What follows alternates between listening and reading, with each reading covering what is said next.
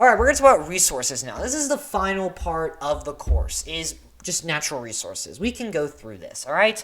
So resources are nationalized in varying degrees in China, Iran, Mexico, Nigeria, and Russia to do what? To provide government revenue, to consolidate government control. Remember, national means that it's within public control, which means the government controls it.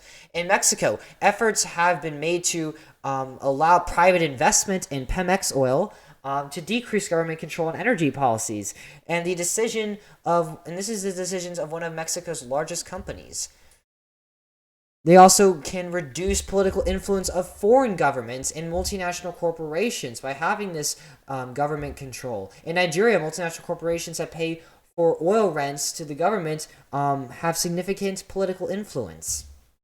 All of these can enforce political legitimacy if they utilize and provision the resources efficiently and sustainably.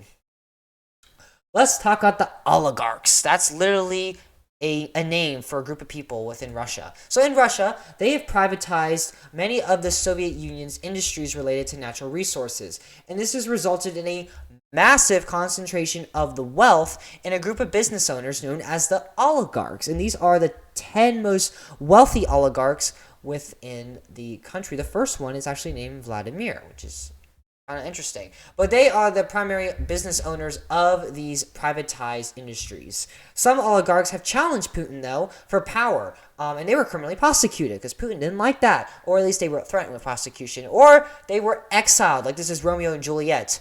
After the criminal conviction of Russia's wealthiest business owner, the government forced his oil company to be sold at an auction to an energy company, mostly owned by the Russian government. So you can say that they're taking a step back from this privatization in favor of nationalization. That's him actually on the right.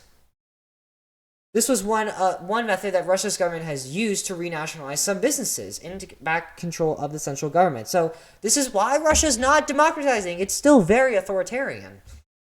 So what's the pros and cons to nationalizing a business, an industry, such as an oil company? Well, the pros is it can provide government revenue. It can provide political legitimacy if they use the company correctly and efficiently, and they boost the economy of the country. It also can reduce the political influence of multinational corporations and foreign governments. However, the cons can include it does increase government control. It can lead to corruption between the handlers of the industry. And it can lead to no competition because nobody can compete with the government. And wealth is concentrated among government officials. If it was privatized, it could be concentrated among business personnel. But if it's nationalized, government officials. So what are the pros and cons to privatization? Essentially, just flip-flop. So pros is decreased government control. We see enhanced innovation in industry, particularly due to increased competition. Market prices for consumers. So this means that the prices for certain goods, like natural resources, are determined by supply and demand. We see increased capital for resource exploration.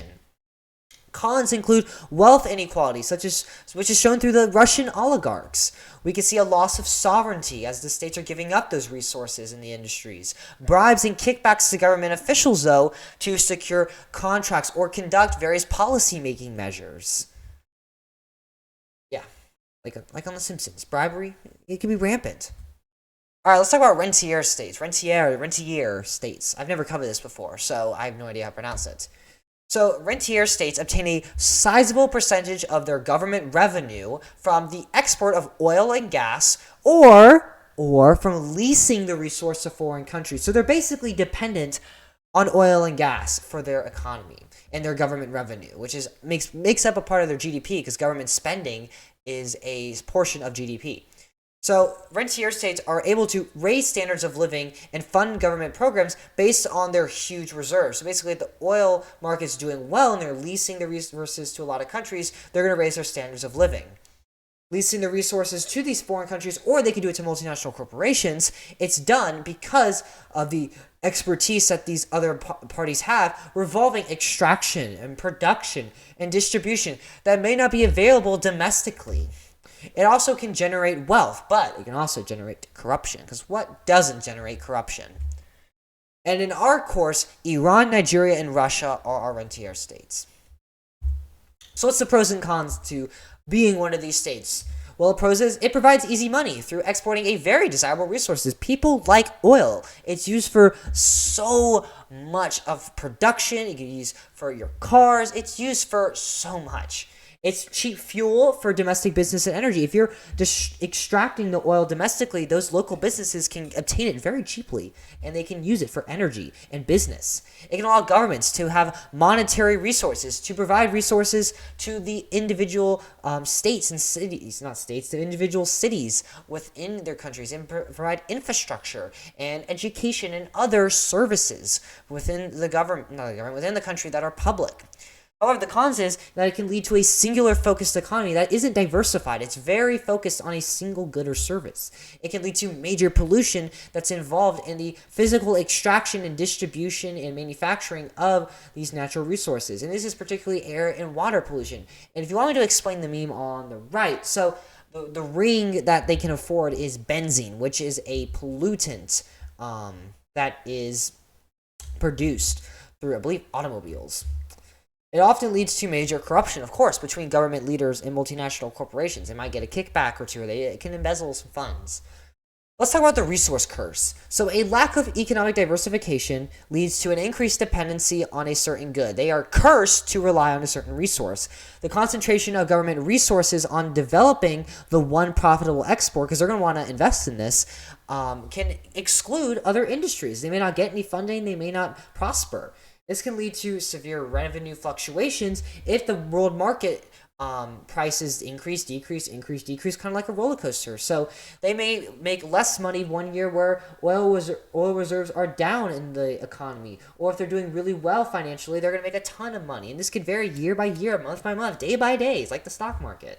They can lead to the overvaluation of the currency, but also trade imbalances. It can also lead to wealth disparities, and it can lead to a lack of incentive to modernize the economy. This is a pretty traditional way to make money.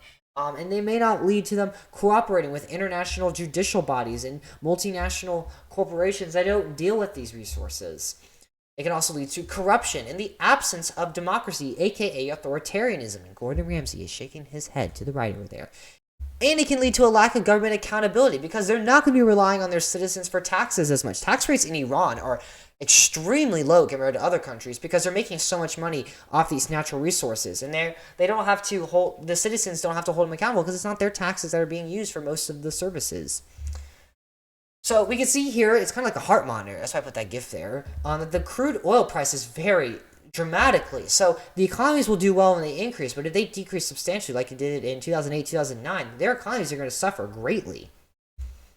So let's look at Nigeria. We're going to look at all three of these countries individually. So in Nigeria, they are the largest oil producer in all of Africa. They are a member of the Organization of the Petroleum Exporting Countries, which means they are a major exporter of oil.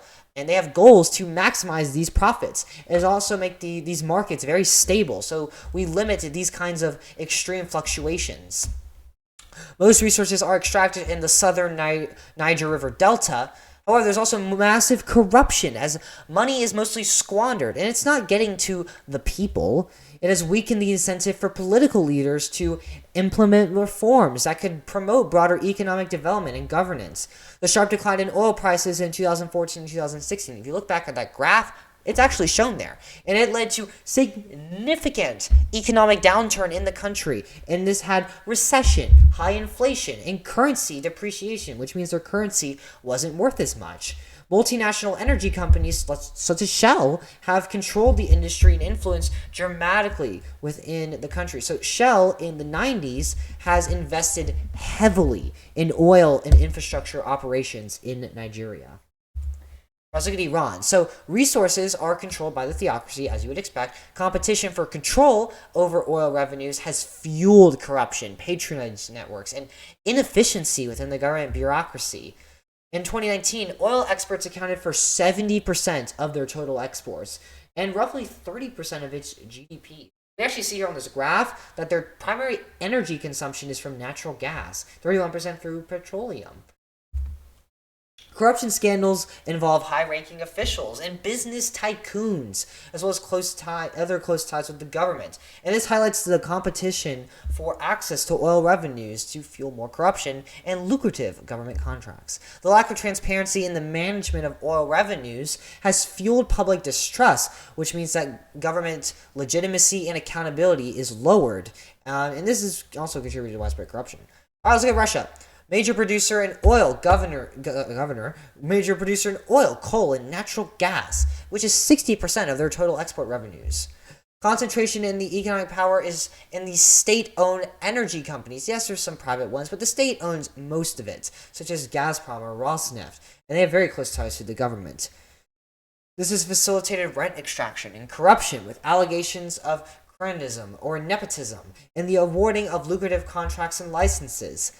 The ability to distribute resource rents allows the government to co-opt and reward loyal supporters, while also providing resources to address social and economic grievances. If you have no idea what I'm talking about, let me explain a little bit. So, the government in Russia, since most of the oil, coal, and natural gas is in the hands of state-owned energy companies, they are the ones who are able to distribute them and distribute the resource rents. So the government rewards those who is loyal to them and who are in the government's favor. And if they want to, they can also distribute resources to fit social and economic needs. But if they feel like they shouldn't, they won't. Or if they don't want to, they won't. They have control over the provisioning. So the concentration of economic power, as a result, will limit competition and innovation in the energy sector. There's obviously heavy corruption that's tied to Putin and United Russia. Thanks so much for watching. Please like and subscribe. It's free, which means it costs $0, and it really does help me out. Leave a comment down below with any questions. I'll be happy to answer them. There's some links down below in the description with practice tests, key terms, guided notes, all that fun stuff. Head on over to the next AP Comparative video on some really cool political stuff.